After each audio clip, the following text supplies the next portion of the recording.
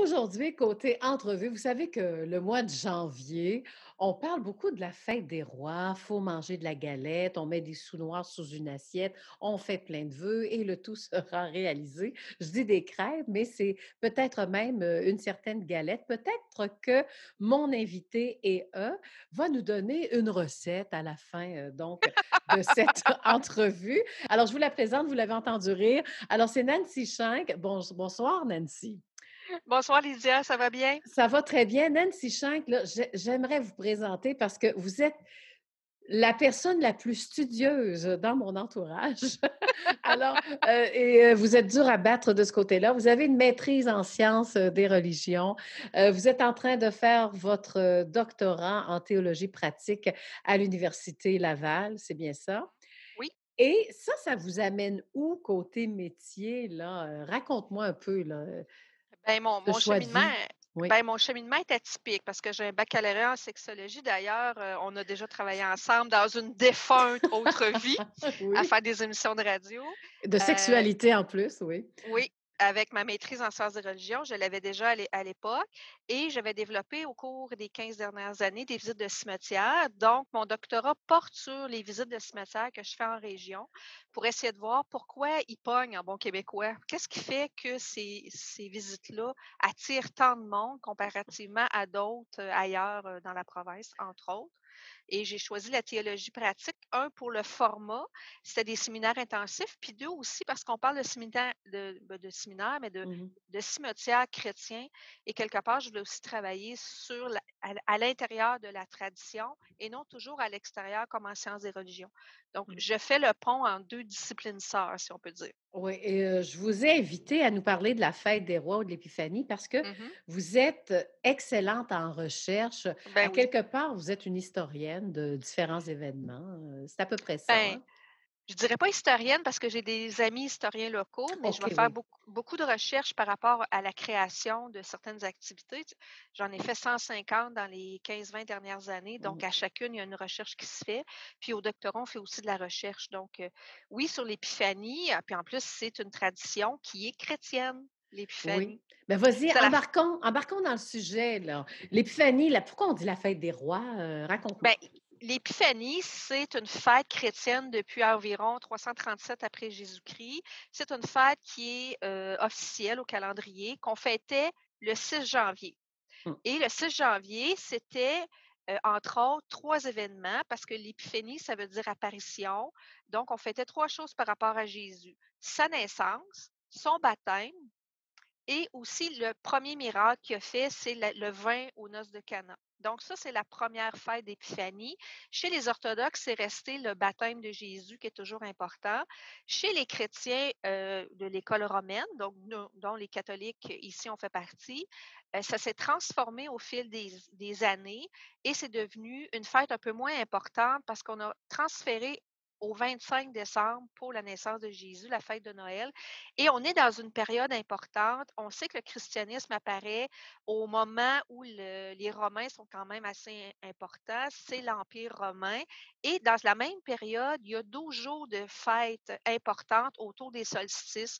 La fête du soleil invaincu, le culte de Mitra, qui a 12 jours de festivités. Donc, c'est normal que les chrétiens qui, eux autres, disaient, ben nous, le Dieu, c'est le Seigneur de tout.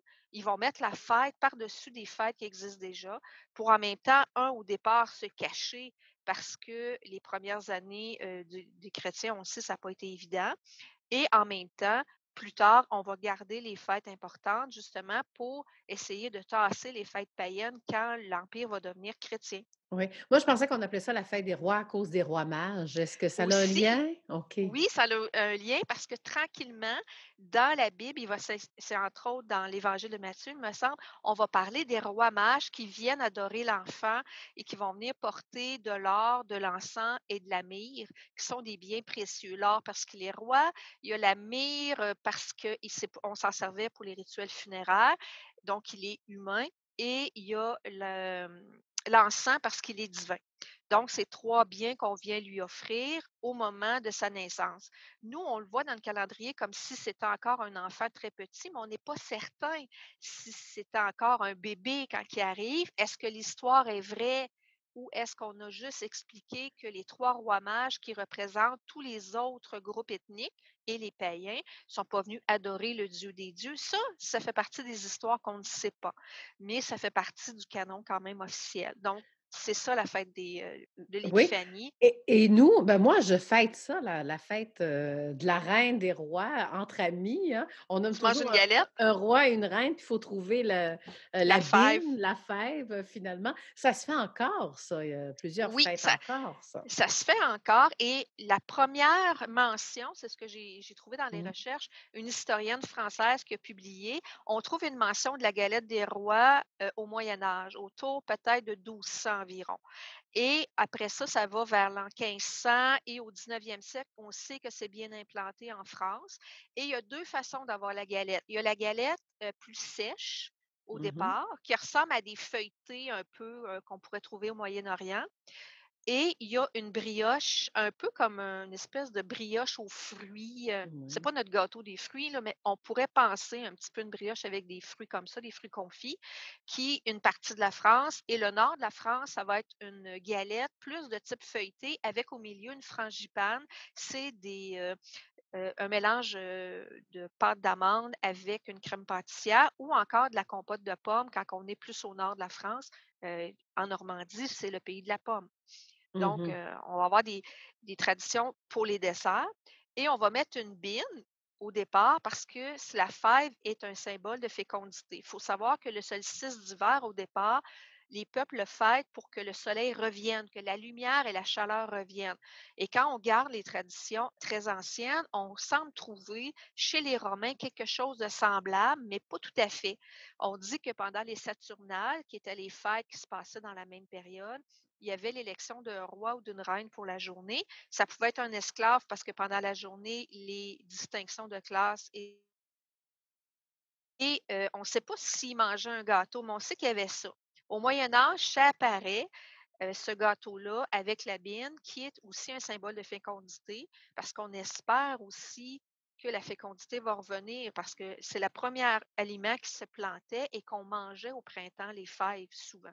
Donc, il y a toute une symbolique aussi de la vie, parce que la forme de la bine fait penser à un fœtus, un petit bébé, et ça va changer éventuellement, même dans la présentation de la bine au 19e siècle.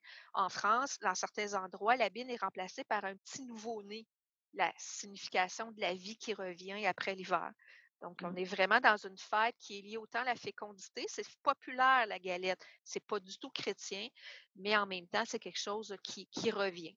Mmh. Mais c'est toujours intéressant, et ça a rien à voir pourquoi qu'on dit, bon, la naissance, les bébés, parce qu'à l'arrivée de Jésus, hein, on avait tué plusieurs enfants, qui Oui, auraient eu le même âge, là, oui. c'est ça, ça fait partie de la tradition qui est dans la Bible. On nous dit que quand les rois mages sont arrivés, ils ne savaient pas exactement où aller parce qu'ils suivaient l'étoile. Ils arrivent à Jérusalem et ils vont aller voir Hérode, le roi, et lui va convoquer les spécialistes de la Bible et eux vont leur dire, ben, c'est la Torah parce que les autres, c'est pas la Bible. Ils vont Mmh. leur dire, c'est à Bethléem que le prophète a dit qu'il va naître là un chef qui va être le sauveur.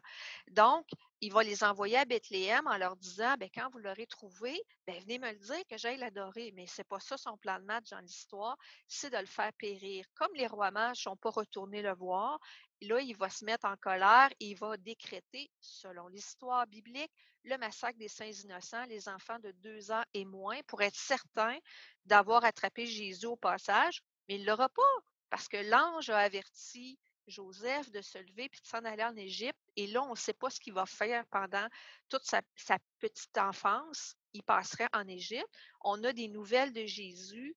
Il va être vers 12 ans, il va aller au temple avec ses parents. Il va rester là 3 jours, ils vont venir le chercher. Et après ça, c'est quand il va commencer son ministère public vers le début trentaine.